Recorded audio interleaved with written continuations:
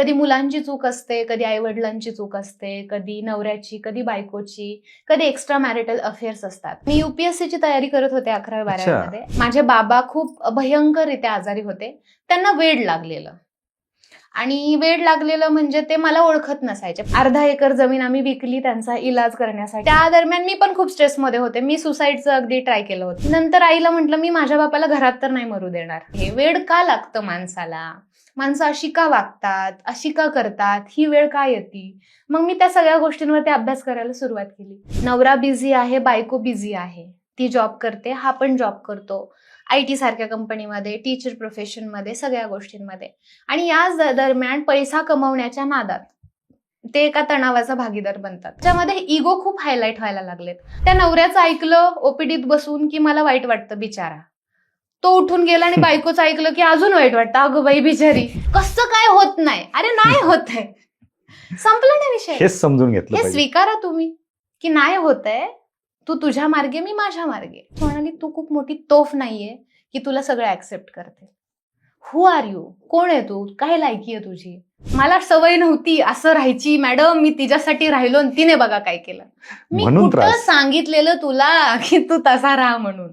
तू तसा होता त्याच्याच तर प्रेमात होती ना ती. ज्यांना घरात खांदा नाहीये डोकं टेकवण्याला ते बाहेर टेकवतातच. ते माझ्या जेनजी विषयी तुमचं काय मत आहे? खूप चांगलं. कितीतरी मुलांची स्वप्न आहेत सर की माझ्या बापाला मला मिठी मारायची. बाप समोर आहे पण तुम्ही जाऊन त्याला मिठीत नाही घेऊ शकत. असं का? अरे ठीक आहे यार, तुमचं पटत नाही, पण आता तुम्ही चूज केलंय ना की राहायचंय मुलासाठी एकत्र, कर लेंगे यार, झेल लेंगे, देख लेंगे, लेट इट बी. पण ते टिकण्यासाठी काय नक्की काय सल्ला द्याल तुम्ही? काय सांगाल? लोकांना दुःखी राहायला आवडतं आणि त्यांना दुःखाची कहाणी सांगायला आवडतं आणि मला ते ऐकायला आवडतं. आता पेपर देऊन गडी बाहेर आला की सगळं आठवतं. बरोबर. हे सगळ्यांच्या बाबतीत पेपर मध्ये आठवत नाही. मुलं खूप चिडचिडे होतात. हा, जसं सांगितलं तुम्ही की मोबाईल सोडत नाहीत किंवा हट्टी खूप झालेत, रागीट आहेत. जे काही असेल की ते फेकून देणे, मारणे वगैरे. आई वडिलांना माझ्यावर हात उघडला मॅडम, असं काय प्रकार आहे? प्रत्येक व्यक्तीला, मग तो व्यक्ती किती चांगला असो किंवा वाईट असो, त्याच्यासाठी कुठली ना कुठली गोष्ट लागू होणार आहे.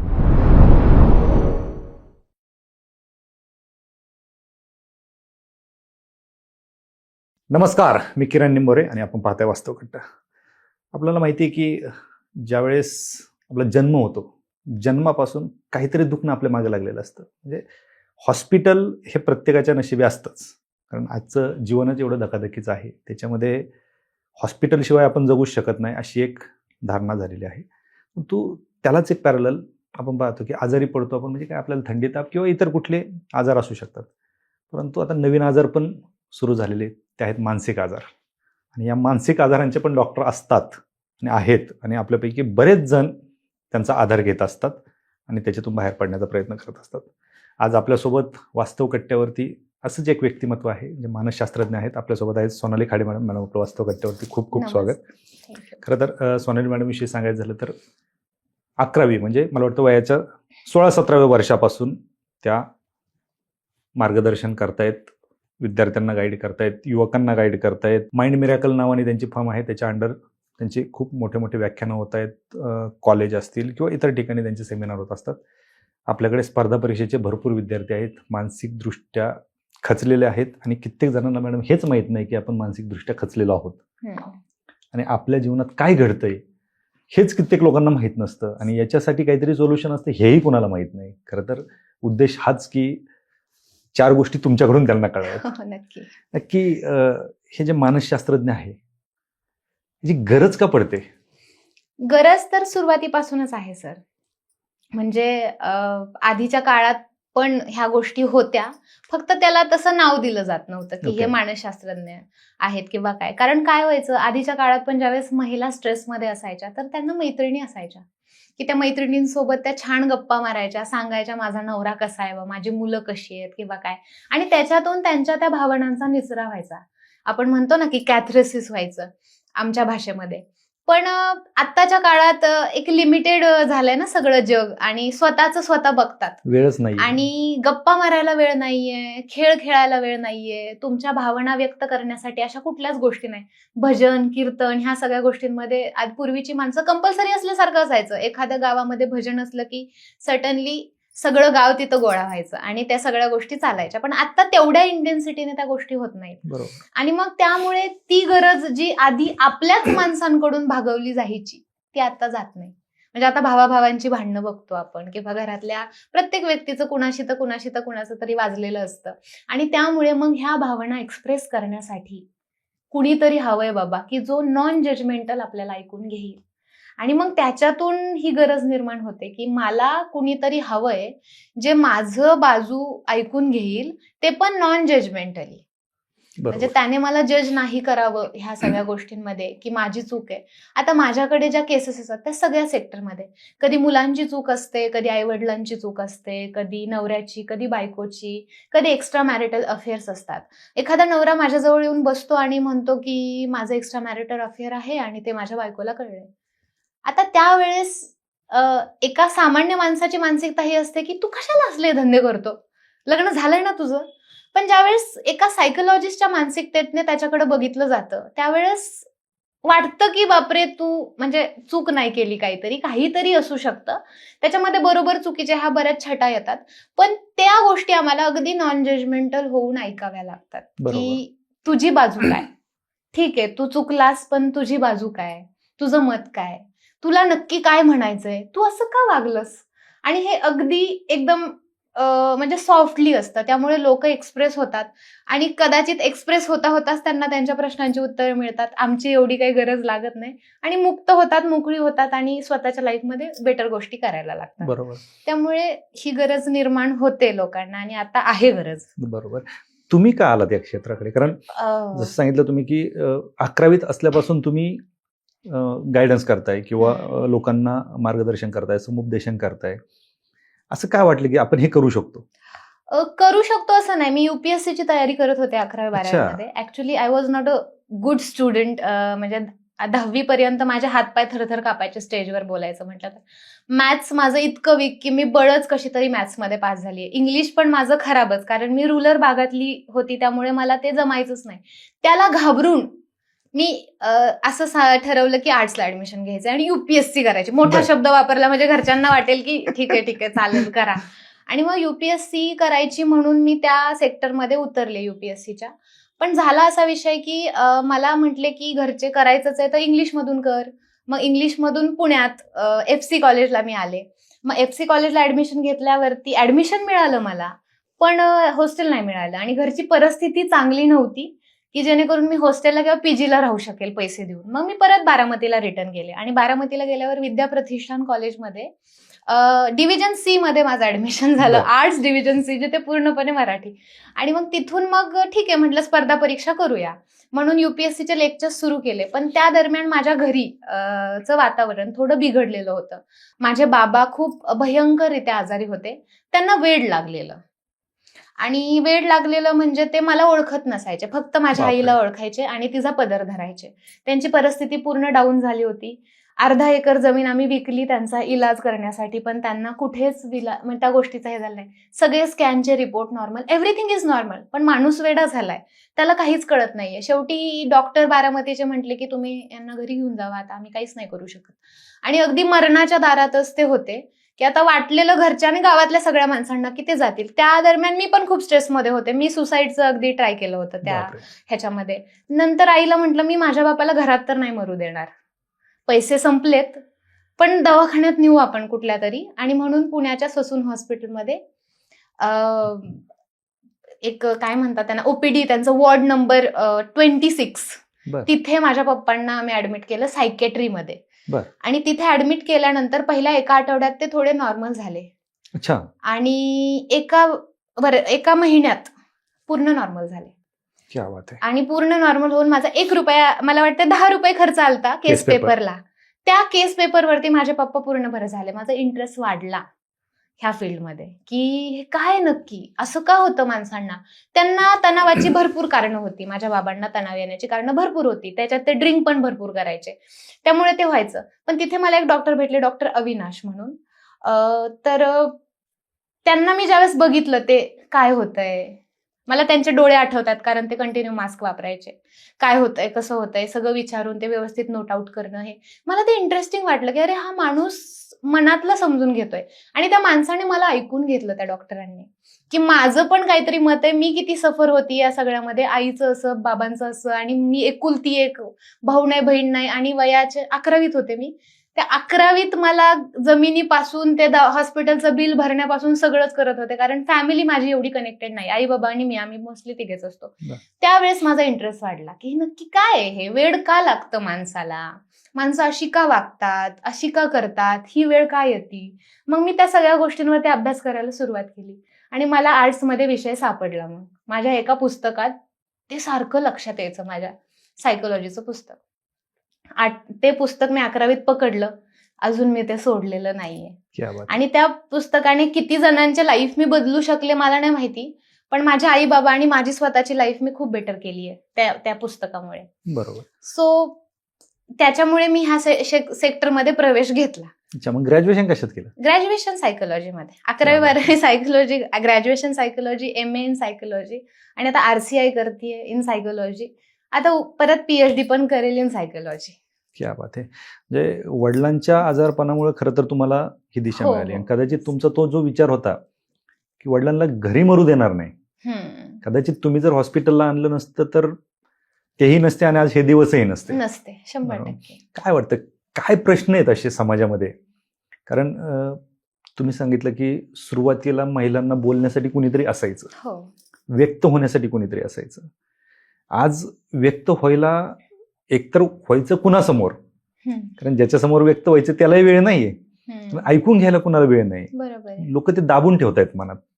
काय काय प्रश्न येतात अशा समोर? असे खूप प्रश्न आहेत सर. म्हणजे माझ्याकडे रिलेशनशिप इश्यूज ऍक्च्युली खूप जास्त आहेत. की आता काय होतंय, नवरा बिझी आहे, बायको बिझी आहे, ती जॉब करते, हा पण जॉब करतो, IT सारख्या कंपनीमध्ये, टीचर प्रोफेशनमध्ये, सगळ्या गोष्टींमध्ये. आणि या दरम्यान पैसा कमवण्याच्या नादात ते एका तणावाचा भागीदार बनतात. म्हणजे पैसा कमवतात, पैसा असतो, गाडी असतं, घर असतं, चांगला बेड असतो, पण त्या बेडवरती झोपल्यावर ह्यांना झोप नाही लागत. कारण एकच आहे की कधी एकमेकांजवळ बसून वेळच नाही दिला.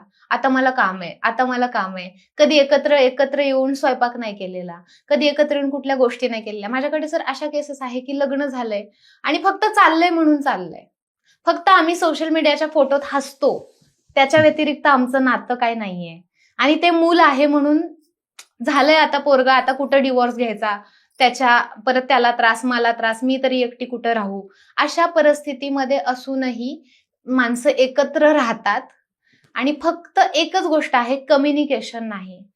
कुठले प्रॉब्लेम नाही, फक्त एकच महत्वाचा प्रॉब्लेम मला जो जाणवतो की लोक बोलायलाच तयार नाहीयेत एकमेकांशी. काय माहिती का? म्हणजे ती अशी आहे किंवा तो असा आहे असं म्हटलं जातं, त्याला एक लेबल लावलं जातं. ना त्याला समजून घेण्याचा प्रयत्न केला जातो, ना त्याला समजून सांगण्याचा प्रयत्न केला जातो. आणि याच्यामध्ये इगो खूप हायलाईट व्हायला लागलेत. आधीच्या काळात घरीच असायची ना बायको, त्यामुळे तिला गप्पा मारायला भरपूर वाव होता. पण आता कसं, ती पण काम करते, मग तिचा पण एक ऍटिट्यूड आहे ना की मी पैसे कमवते, ह्याचा पण आहे की मी तुझ्यापेक्षा जास्त कमवतो. मग तो ऍटिट्यूड मध्ये कुठेतरी माघार घेणं, ऍडजस्टमेंट करणं, ठीक आहे रे बाबा, असू दे, जाऊ दे, मरू दे, सोडून देणं, ह्या गोष्टी संपलेत.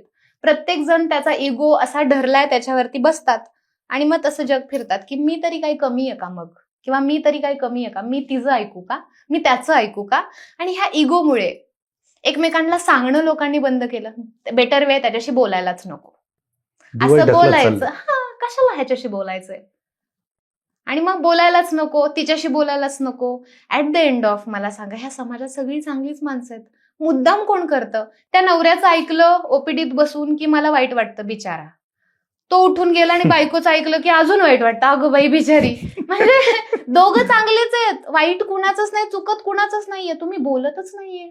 आणि हे फक्त नवरा बायको मध्ये नाहीये सर, हे रिलेशनशिप मध्ये आहे, हे आणि मुला आणि बापामध्ये. माझ्याकडे एक केस आली होती. लिटरली तो मुलगा मला म्हटला की मॅडम, तुमच्या ओपीडीत चेअर्स जवळजवळ आहेत तुमच्या टेबलच्या समोर, तेव्हाच मी आणि माझा बाप असं जवळ बसतो. बापरे. आणि तो मुलगा 11वीत होता. So certainly the thing is like, ते माझ्याकडे येताना पण 2 वेगवेगळ्या गाडीवर यायचे. So these kind of thing. आणि पैसे खूप आहेत, 1 CRचं घर घेतलंय त्यांनी. काय करायचं. ओके. आणि हेच नाहीये की कम्युनिकेशन नाही. कारण मी त्यांना मानत नाही, कारण आपली एज्युकेशन सिस्टीम आहे की ज्याच्यामध्ये भावनिक बुद्धिमत्ता शिकवली नाहीये, मानसशास्त्र शिकवलं नाही. मानसशास्त्र हा विषय पहिलीपासून पाहिजे. बरोबर. पाहिजेच, म्हणजे इतकी नीड आहे ह्याची. प्रत्येक शिक्षकाला तो कंपल्सरी पाहिजे, प्रत्येक माणसाला तो पाहिजे. कारण त्याला भावनाच कळत नाहीये तर तो कसा समजूच्या माणसाला अंडरस्टँड करून घेणार आहे. मग माणसं अशीच असतात म्हणतो आणि आपण सोडून देतो. आणि सोडून दिलं की मग काय, ते तसंच वाढत जातं. त्याला बरोबर. कुठे आळा नाही ना बसत. पाणी कसं पाटाला मोकळं सोडून दिलं की कुठे पण शिरतं ते शेतात. त्याला आळा मारण्यासाठी काही गोष्टींची गरज असते, काही प्रोफेशनल लोकांची गरज असते. काही लोक ह्या ऍटिट्यूड मध्ये जगतात की मला कुठे स्ट्रेस आहे, मला काय गरज आहे कुठल्या सायकोलॉजिस्टकडे जायची किंवा कुठल्या काउन्सिलरकडे. पण बरोबर. ऍक्च्युली तुम्ही त्यांच्याकडे बघितल्यावर लक्षात येतं की अरे गरज आहे, प्रत्येक व्यक्तीला गरज आहे. ऍटलिस्ट तुझं लाईफ बेटर आहे ते आणखी बेटर करण्यासाठी गरज आहे. बरोबर. ते लोक ऐकायला तयार नाहीयेत. त्यांच्या लाईफमध्ये त्यांनी काहीतरी साध्य केलेलं असतं, एकदम एवढंसं छोटंसं असतं ते, ऍज कम्पेअर टू कुणाला माहिती पण नसतं. आणि त्याच्या ह्याच्यावर ते स्वतःला खूप ग्रेट समजतात. बरोबर. आणि त्याच्यामुळे सगळा प्रॉब्लेम झालाय की मी किती मोठा आणि मी किती ग्रेट आणि मला किती माहिती आणि मी किती पैसे कमवतो आणि मी किती कष्टातून काय काय केलंय. बरोबर. आणि ही एक गोष्टीचा भ्रम त्यांच्या डोक्यात घुसला की मग माणसं येड्यासारखी वागतात. जे ऍक्च्युली तुमचं नाहीच आहे मुळात. म्हणजे बरोबर. काल परवा मला एक फोन आला होता की मॅडम आता मी आहे सुंदर तर मला असणारच ना गर्व त्या गोष्टीचा. बर. सो मी म्हटलं अरे काय म्हटलं कुणाचा फोन आणून दिलाय मला. तर इट इज ऍज लाईक की बाबा जी ब्युटी आईच्या जीन्स मधून बाबांच्या जीन्स मधून तुमच्याकडे आली आहे, जी हाईट, जे डोळे, जे तुमचा रंग, तुमचे केस, त्याचा तुम्हाला मीपणा आणि गर्व कसा काय आला. जे नॉलेज तुम्ही आजपर्यंत लिहिलेल्या पुस्तकांमधून मिळवलंय त्या नॉलेजचा गर्व कसा काय आला तुम्हाला.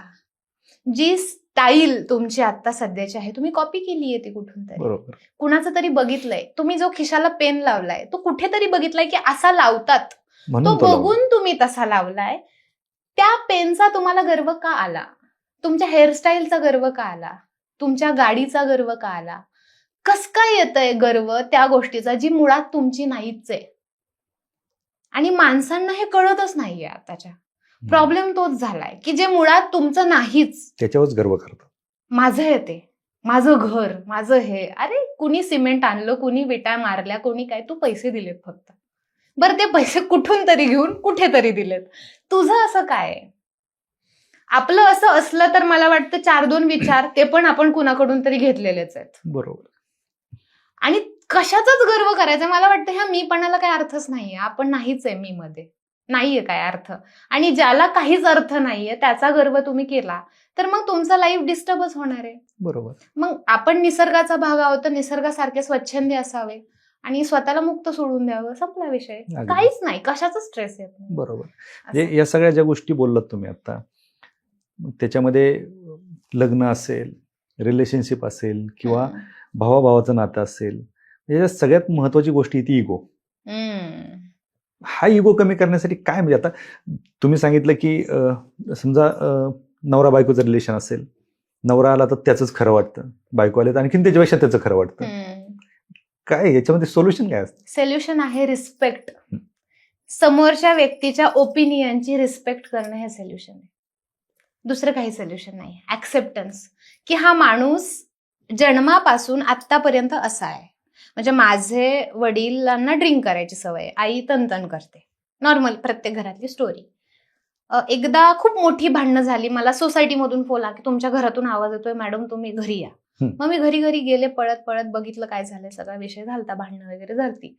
मी फक्त आईला एक शब्द म्हटले की गेले जवळजवळ नाही म्हटलं तर 30 वर्ष तू ह्या माणसाला एक गोष्ट सांगतीये, बरोबर ना, की दारू पिऊ नका, आणि गेल्या 30 वर्षात तीच गोष्ट रिपीट होते. ओके, आता तू फक्त त्यांच्या होला हो दे, पिऊ नका, इट्स ऑन यू. जर मी म्हणते त्यांना, म्हणजे आईला, की जर तात्या म्हटले की सूर्य पश्चिमेला उगवतो, तर आपण म्हणायचं हो तात्या उगवतो. एवढी एकच गोष्ट आमच्या घरात बदलली. आमचं सगळं घरातलं स्ट्रक्चर, फॅमिलीचं स्ट्रक्चर आणि आमचा हॅपीनेस एकदम पिक पॉइंटला आहे आता सध्या. आम्ही इतकं छान राहतो सगळे. त्यांची ड्रिंकची सवय आहे. आधी ते रोज दिवसभर पीत बसायचे, आज संध्याकाळी येतात, थोडीशी घेतात आणि आरामात झोपतात. काहीच टेन्शन नाही, एकदम हॅपी हॅपी हॅपी फॅमिली. फक्त